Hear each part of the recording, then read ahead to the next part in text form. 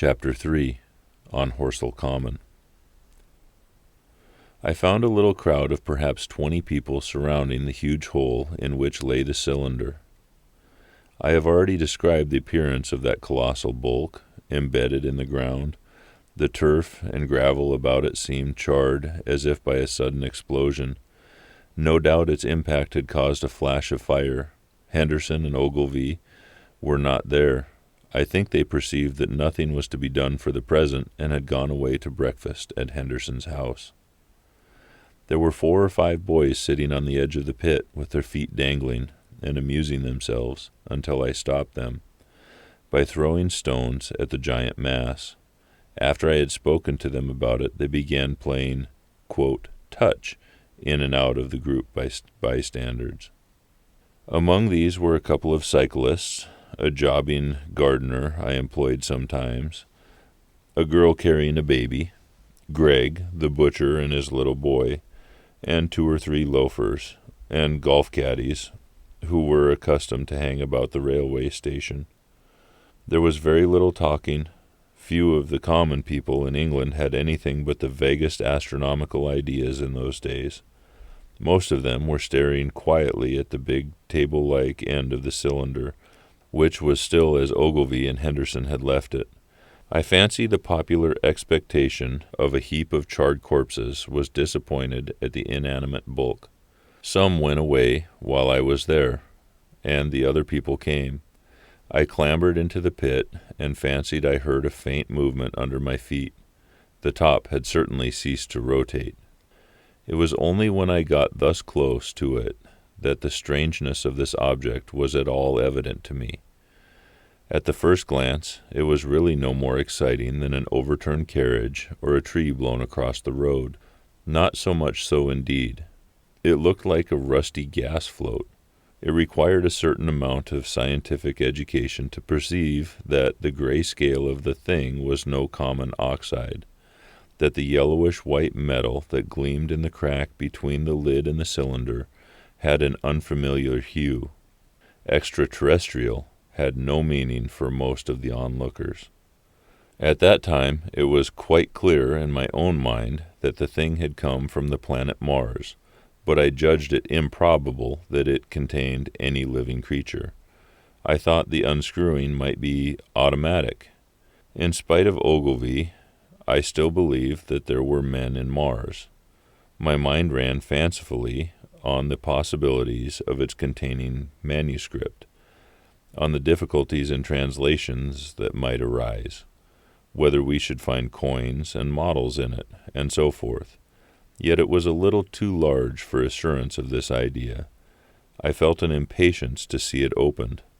About 11, as nothing seemed happening, I walked back, full of such thought, to my home in Maybury.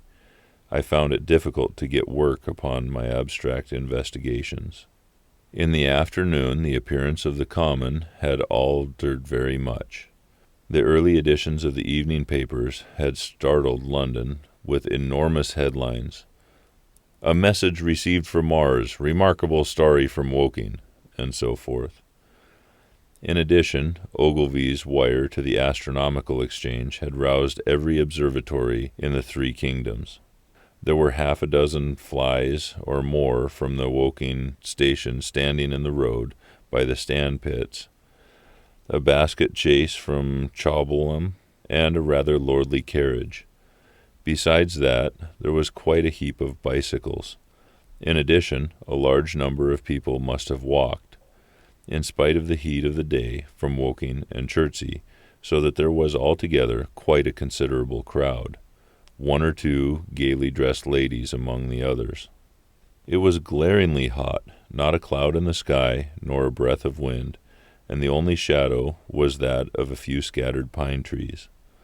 The burning heather had been extinguished, but the level ground towards Ottershaw was blackened as far as one could see, and still giving off vertical streamers of smoke.